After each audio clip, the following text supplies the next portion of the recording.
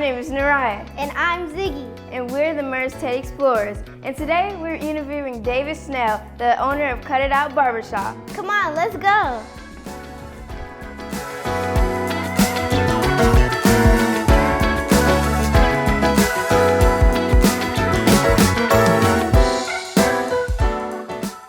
Well, what made me become a barber and want a barbershop? I wanted to do something that I could give back to my family, and it didn't cost them anything. So when I was your guys' age, my uncles would come over late night and mess my hair up, and I had to go to school like that. So one of my motivations was I'm gonna figure out how to cut my own hair. I can draw, let me figure it out. Technically, nobody taught me how to cut hair. It's a God-given talent. That's why I love it, that's why it's easy. This Kut It Out Barbershop is my bread and butter, my baby. This is my dream, my inspiration, my motivation. This is a reflection of the art, the music, the life. It's all right here. The most rewarding part of being a barber is that I could do something I love each and every day. I get to wake up, there's no frown, I get to be somewhere where I actually can perform a service that I can give back. When you come in that door, you're gonna look different when you walk out. So cutting his hair is my job, but making him look good is my business. So girls, whatever you wanna do in life, get your mind focused on it, and you can do it. I'm doing it right now. And everything I got, I get it from these. And this mouthpiece. And this mouthpiece. Wow, looks like Ziggy and Nariyah had an amazing time at the barbershop. Looks fun. Now I'm going to introduce you to a book that I wrote about barbers. It's called Benjamin Losford and his Handy Dandy Clippers. And it's about 3 generations of barbers, a grandfather, father, and a grandson who all became barbers. And it's a true story. I hope you enjoy it. Abraham Losford was a legend in town. Customers who came into his barbershop loved the stories of how he escaped slavery on the Underground Railroad. Now, he was a successful businessman known for his spiffy haircuts. Benjamin admired his dad, but he wanted to find his own path in life. He needed to have his own stories to tell. One day, as old Abe lathered Mr. Gilson's beard, he said, "Benjamin, show me what you can do." "Yes, sir," Benjamin said. He gave his barber chair a quick snap with his towel and welcomed the customer to have a seat. Benjamin clipped, cut, shaved, polished, powdered, and combed Mr. Gilson's hair until it shined. When he finished, Mr. Gilson couldn't stop looking at himself. "Young man, you truly are a miracle worker. My own mother wouldn't recognize me." Mr. Gilson was so impressed that he told Benjamin about a new town that really needed a barber. Abraham saw the sparkle in his son's eyes. "Son, I think it's a good idea. I will miss you, but I think you are ready to make your own way in life." It was just what Benjamin wanted to hear, but he was afraid. "Papa, I don't know how to run a business. And what if they don't like me?" "Son, you have a skill, and as long as you have that, you have a place in this world. Besides, I'm just a telegram and a stagecoach ride away if you need me." For the next few weeks, Benjamin spent day and night working on his math and reading. He needed those skills to run a business. He watched his father and learned how to serve customers with respect.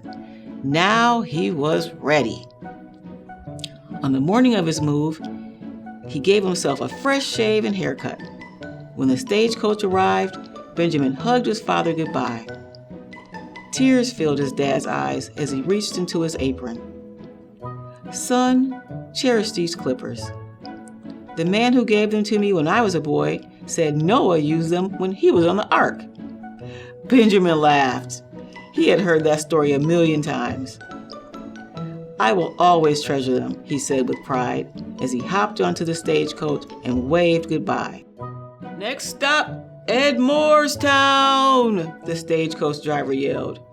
Benjamin's stomach was in a nervous knot. Benjamin closed his eyes and took a deep breath. "I'll be fine," he whispered to himself. "I can do this." He stepped out onto the dirt road. His eyes twinkled. His heart leaped. He couldn't believe his eyes. He saw a gold mine. There was hair, and more hair. One lumberjack's beard was so long it got caught in the saw, and one man was so tired of his long hair that he wanted to chop it off with an axe. To Benjamin, a pot of gold wasn't as valuable as this opportunity to be the town's first barber. As Benjamin grabbed his bag from the stagecoach, a man approached with a song-like glee in his voice. "My name is Edwin B. Moore, and I'm the town president. Let me know what I can do to make you our next resident." This was just the man Benjamin needed to see. "Hello, Mr. Moore. I am Benjamin Losford. I heard from your friend James Gilson that your town could use a barber." "Ah, yes, he did tell me about you. Come this way. We've been waiting for you." Mr. Moore introduced Benjamin to the others with names such as Cronkite, Curtis, Harrison, and Wagner. He met shoemaker Stephen Ketchum and E.W. Kitchen, the owner of the dry goods store. Mr. Gilson welcomed Benjamin to the town and offered him a room in his hotel. Mr. Kitchen was so impressed, he agreed to let Benjamin set up shop in his store. Before he knew it, word had spread of the new barber. On his first day in town, he cut hair non-stop until 3 o'clock in the morning. Benjamin wired a telegram to his father for help and trained local men to be his assistants. Weeks later, after the last man was complete, he and his team had groomed nearly 3,000 lumberjacks. As the men began to look better, so did the town. Shopkeepers took pride in their stores. The horse and buggy traffic went from chaos to order. And word soon spread of the new town of Edmore that has some of the most handsome bachelors around. Benjamin was the first African American in the county. He was a barber who served as a firefighter, played on the baseball team, and voted in town elections. But as Benjamin settled in, he watched as other men worked and went home to their families. He wanted that too. During a visit to Chatham, Ontario in Canada, Benjamin met a young woman named Lucinda Jackson. She soon became his bride. Their first son, Norman, was their pride and joy. By the time Norm was 13, he had learned how to wash and lather the beards of his father's customers. One day, Benjamin shared the story of how his father escaped slavery with his barber clippers. He shared how Abraham passed the clippers to him, and now they belonged to Norm. Norm smiled with pride. "Son, when Papa gave them to me, he told me the clippers belonged to Noah on the ark." "Really?" Norm gasped in amazement. Benjamin chuckled. "Only the clippers know that for sure." Norm grew to become a faithful apprentice. Benjamin was finally able to take time off and even go fishing in the middle of the day. He also had more time to spend with his wife and new baby girl, Jessie. The Losfords were admired in the community. Lucinda was active as the church, Sunday school teacher, and musician.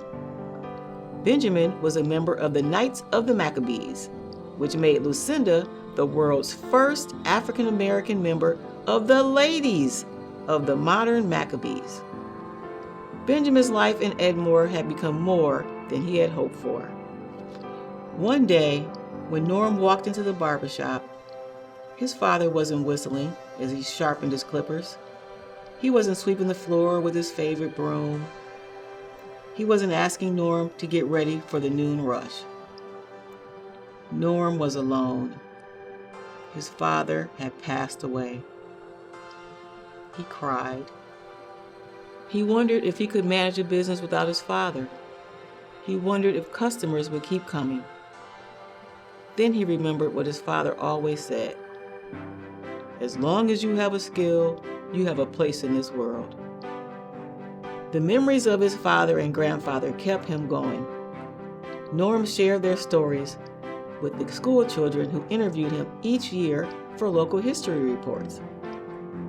He would say, "Edmore was nothing but white pine frontier in 1877 when my father, Benjamin Losford, first came here. It grew from one hotel to as many as 6, and there were more than 3,000 lumberjacks who worked at the town's 40 lumber mills." Norm spoke with excitement about the fairs and horse races of the past. He was proud to share his father's stories and how Benjamin found his own path in life. And I was there with the Losfords the whole time. Well, I hope you enjoyed this story, Benjamin Losford and his handy-dandy clippers, and realize that in life, if you have your own skill, you can go anywhere. Thank you. See you next time.